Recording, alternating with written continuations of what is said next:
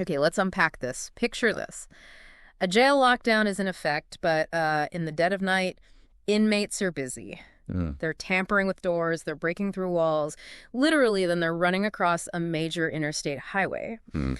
And just for good measure, they leave behind this, like, taunting message to easy, Lowell. It sounds wild, like something out of a movie, right? But this isn't fiction. This is a high-profile jailbreak that happened recently right here in New Orleans. And what's really fascinating about this, I think, is how quickly it went from being, a local security thing to this massive manhunt. Right. And it forces this really uncomfortable look at, well, the inner workings of a major city jail. Yeah. It's a story with a lot of layers. Definitely. It's not just the inmates who got out, but the system they escaped from and this whole, alleged network of people outside who might have helped them stay hidden. Exactly. And that's what we're diving into today. We've pulled together a whole stack of news reports, articles, official statements covering this whole saga. Our mission in this deep dive is to go through all that stuff, figure out exactly what happened, understand how it was possible, both inside the jail and, potentially with outside help. Right. We need to look at the official response and see what this whole incident really tells us about the bigger challenges facing the facility. Yeah, digging for those crucial details. We're looking for those crucial details and maybe some surprising insights that bring the whole complex picture into focus for you. So let's start at the beginning. How did this daring escape actually unfold? Well, the sources paint a pretty precise timeline of the escape itself. We know the jail was under lockdown the night before. That was May 15th. Okay.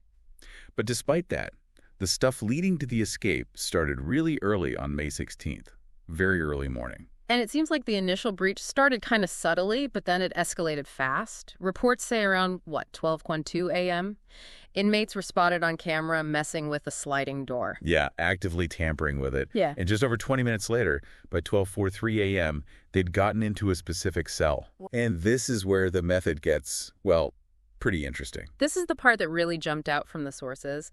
They talk about the inmates somehow removing a whole sink toilet unit right off the wall inside that cell. Just ripped it off. Apparently.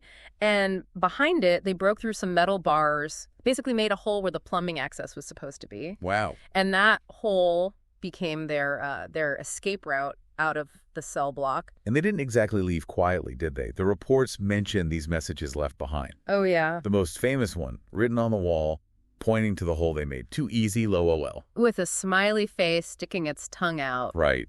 And there was another smudged message apparently sort of daring the officers to catch them. I mean, incredibly bold. Totally. So after breaking out of the cell, their movement through the jail seems pretty quick. The timeline says they got out through a loading dock door around 1 a.m. Yep. And then disappeared from view behind the building. Leaving the immediate jail area involved another step, right? Yeah. Climbing a fence.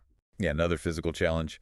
They climbed a fence, separated a jail property from a construction site next door. Okay. And reports say they even used blankets to deal with the barbed wire on top. That happened around 1:19 a.m. Smart. Okay.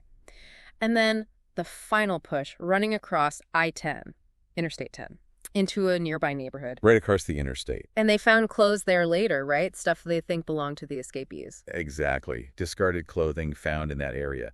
But here's a detail that really underlines the scale of the problem. The massive delay in discovering they were even gone. Yeah, this is crucial. Absolutely critical. The sources really emphasize this.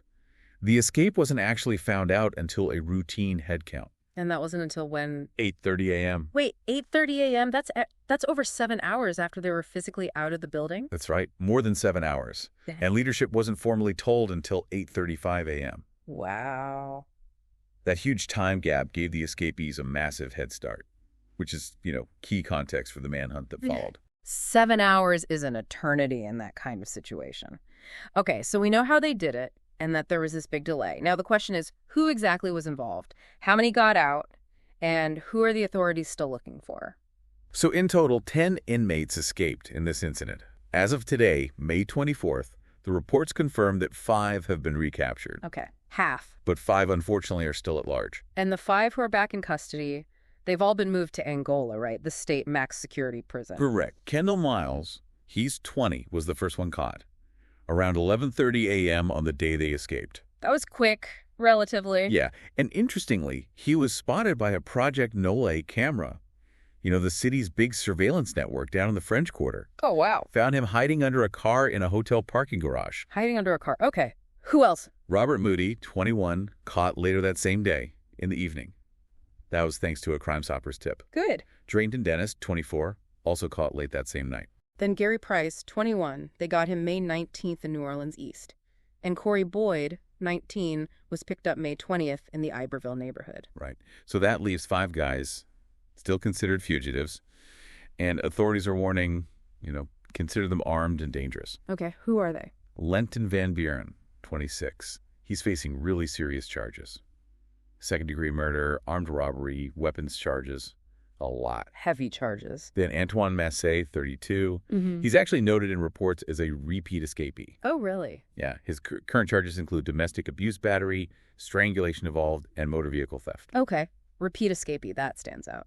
Derek Groves, 27. He's facing multiple counts of attempted or second-degree murder, plus battery on a correctional officer. Mm-hmm. And the sources mention this really striking detail about his family history. His grandmother was reportedly murdered years ago on orders from an NOPD officer. Wow, that adds a whole other layer. Oh. And reports say victims' families are frustrated. Understandably frustrated, yeah. Especially since 2 prosecutors on his case have apparently left the state. Man, that's complex. Okay, who else is still out? Leo Tate, 31. Charges include felon in possession of a firearm, simple burglary, illegal carrying of a weapon, motor vehicle theft, drug counts, a mix. Got it. And finally, Jermaine Donald, 42. He's facing charges including second-degree murder and aggravated battery, plus weapons charges. So yeah, these are individuals with very serious charges against them, now back out in the community somewhere. Exactly. Right, which brings us to the big question. Was this escape just, inmate ingenuity? Or did they have help? Because the investigation isn't just looking for the escapees, it's looking into help from inside and outside the jail. Yeah, let's start with the alleged help inside. A maintenance worker, Sterling Williams, 33 years old, was arrested May 19th, connected to the escape. And the accusation is pretty specific, right? It links back to how they got out. Very specific. Reports say he's accused of turning off the water to that specific cell used for the escape. The one where they removed the toilet? Exactly. Investigators apparently believe shutting off the water was crucial, made it possible for them to remove that fixture. Okay, but what's his side of the story? Because there usually is one. Right. Williams' side, according to his attorney, is that he was forced. He claims inmate Antoine Massé, one of the guys still out there, threatened him with a shank if he didn't turn off the water. Okay, so coercion. Yeah, and his attorney also said a female deputy had told him the toilet was overflowing and asked him to check it out. So the argument is he was just doing his job, maybe tricked, and unknowingly used by the inmates. The attorney also pointed out that the cell they escaped from was a handicapped accessible cell, and it shouldn't have even been in use. That's a significant detail. So he claims he was threatened, maybe tricked in the moment, but what does the investigation, like the Attorney General, think? Well, that's where it gets interesting. Attorney General Liz Murrell apparently said publicly she believes Williams' involvement was, quote, more than just that night. She suggested he had multiple days of involvement, implying maybe some planning or coordination beforehand, not just being coerced on the spot. Okay, so that's a major point of disagreement there. And he's facing serious charges now. Oh, yeah. 10 counts of principal to simple escape, basically, being directly involved, and 1 count of malfeasance in office. He's being held on a pretty high bond, $1.1 million. Wow. And the alleged help didn't stop inside the jail, right? You mentioned people outside. Exactly. The sources detail a number of other people arrested for allegedly helping the fugitives after they got out. As of May 24th, reports say 7 other arrests have been made. 7 more people. So this wasn't just about breaking out. The allegation is there was a whole network helping them stay out. That's what it looks like they're investigating. For instance, Courtney Harris, 32, arrested May 21st, charged with accessory after the fact, meaning helping after the crime. Okay. She was allegedly talking on the phone with escapee Leo Tate before the escape, and then reportedly drove 2 fugitives to different places afterward. Who else? Corvante Baptiste, 38, also arrested May 21st, accessory charge. Reports say she allegedly communicated through phone and social media with Corey Boyd, one of the guys they caught. Right. And helped get him food while he was hiding out. Sources apparently described her as Boyd's girlfriend. Okay. Makes sense. Connie Whedon, 59, arrested May 22nd, accessory after the fact. allegedly in touch with escapee Jermaine Donald by phone, both before and after the escape, and reportedly even sent him cash using a cell phone app after he got out. Sending cash, wow. Yeah. Casey Smith, 30, arrested May 23rd, accessory charge, accused of helping 2 fugitives right after the escape, transporting them. She apparently admitted her role, saying she was with Courtney Harris. So they were working together, potentially. Potentially. Then Emmett Weber, 28, arrested May 23rd, also accessory, accused of helping 2 escapees, though the specific inmates weren't named in the reports I saw. He was arrested after they served a warrant at a house they suspected was involved in aiding fugitives. Okay, and wasn't there someone already in jail who got charged? Yes, significant point. Trevon Williams, already incarcerated there, was rebooked on May 23rd with an additional charge, principal to simple escape.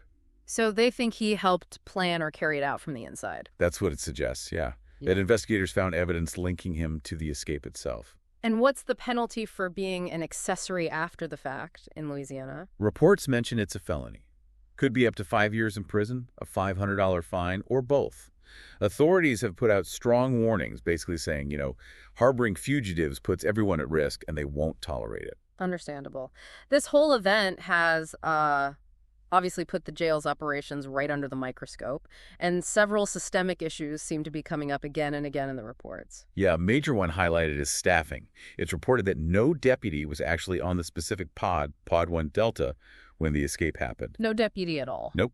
Apparently, a civilian worker who was supposed to be monitoring the area had, quote, stepped away to grab food. And deputies themselves have reportedly talked about having to cover entire floors alone because they're so short-staffed. And what makes that detail even more, concerning is that this isn't exactly a new problem, right? That's correct. Reports indicate that a federal court monitor who's overseeing the jail because of a consent decree, basically a court order to fix long-standing problems. Right, the federal oversight. Exactly. That monitor warned just last year about housing units and control rooms being unstaffed, left empty. So there were warnings, specific warnings about the exact staffing issues that were apparently present during this escape. Seems that way. Which is... Yeah. Infrastructure is another concern that's been raised, too. Like the locks? Yeah. Sheriff Hudson has previously said the agency needed millions for lock upgrades. And Attorney General Merle, talking about this escape, also specifically mentioned the importance of having the right locks and hinges on their doors. Which feels, especially relevant given that inmates literally removed fixtures and broke through bars. And didn't something similar, like another escape attempt, happen just weeks before this big one? It did. Reports mention a previous attempt on May 1st, just weeks earlier. 2 inmates, Tevin Arbuthnot and Demetrius Favoroth, tried a similar method. They were caught and arrested for it. Okay, that just raises a huge question then. If a similar attempt happened so recently, using a similar method, what, if anything, was done that might have stopped this escape from succeeding? That's got to be a key focus of the investigations happening right now. In terms of the official response to this escape, Sheriff Hudson suspended her re-election campaign. Right, to focus on this. To focus on the situation, try to restore public trust. The Louisiana Department of Public Safety and Corrections, the state DOC, is sending in at least 10 auditors. 10 auditors? Yeah, for an in-depth investigation of jail operations, security, staffing policies, the whole 9 yards. Then the governor got involved too, right? Oh, yeah. Governor Jeff Landry issued an executive order mandating a really aggressive statewide response. Like what? Things like removing all state DOC inmates from the Orleans jail, ordering statewide audits and oversight of correctional facilities, asking for judicial review of court delays that kind of clog up the system, and asking for better case tracking. So a pretty broad response. Very broad. Attorney General Liz Murrill is leading the criminal investigation part, and she's publicly vowed to hold absolutely everyone who contributed any role accountable. Strong words. And the DA, Jason Williams, he visited the jail and made some specific requests that were mentioned in the sources. He did. He asked for formal forensic processing of the crime scene, the escape cell itself. Like CSI stuff. Basically, yeah. Right. And requested staff DNA and fingerprint samples for comparison. Also asked them to preserve all records, like surveillance tapes, communications logs, going back to April 1st. And didn't he say something about when that request was made? Yeah, what stood out was that he noted the sheriff's office had not requested this kind of forensic processing earlier. And he emphasized it's critically important for clinching the fugitives and holding anyone who helped accountable. So that kind of suggests maybe some I don't know, friction or maybe just different approaches to the initial investigation at the scene? Could be. It definitely highlights the multiple agencies and layers of oversight involved now. Yeah, absolutely. A couple of other sort of notable details from the sources worth hitting quickly. Facial recognition tech played a role in that first capture, Kendall Miles. Right, the Project Noel cameras. But the sources note that NOPD, the police department, had actually paused real-time alerts from those cameras weeks earlier. Which apparently drew criticism from the city council. Yeah, interesting timing there. And there's reward money out there too, right? A good chunk of it. Up to $20,000 reward money available for info leading to the capture of each remaining fugitive. 20,000 each. Where's that coming from? It's split. $10 from the FBI, $5 from the ATF, and $5 from Crime Stoppers. Okay, serious incentive for people to call in tips. Definitely. And Attorney General Merle has said publicly she believes the remaining guys are likely still in the New Orleans area. Unless, they have significant outside resources to get further away. Which ties right back into that investigation of the alleged network helping them on the outside. Exactly. This whole thing just really shows how complicated security, oversight, and investigations get, especially when you throw in alleged insider help and outside assistance. So let's just recap quickly what we've walked through in this deep dive. We saw how this major jailbreak unfolded. Started with inmates tampering with doors. Then that really surprising detail about removing the whole toilet fixture, breaking through bars, creating their own exit hole. And leaving that incredibly brazen to easy LOL message behind. Right. And crucially, the escape went completely undiscovered for over 7 hours, giving them a massive head start. Huge head start. We covered the individuals involved, the 10 who got out initially, the 5 who've been recaptured and moved to max security, and the 5 still at large.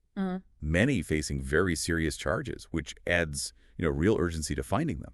And we looked at those really disturbing allegations of assistance, both from that maintenance worker inside the jail who claims he was forced. Right, coerce. And from this network of people on the outside now arrested for allegedly helping the fugitives after they were already out, which shows how this story just keeps expanding beyond the jail walls. Absolutely. And this whole event has forced this bright, maybe harsh light onto potential systemic problems within the jail itself. Yeah. Including those significant staffing shortages, the past warnings about unstaffed areas that apparently weren't fully dealt with. Right, the unheeded warning. Infrastructure concerns about locks and basic security, and just questions around the timeliness and maybe the coordination of the official response and the ongoing investigations. So this deep dive, hopefully, has given you a detailed look at the sequence of events, the people connected to it inside and out, and the really complex layers of official responses and ongoing challenges that this escape has brought to the surface,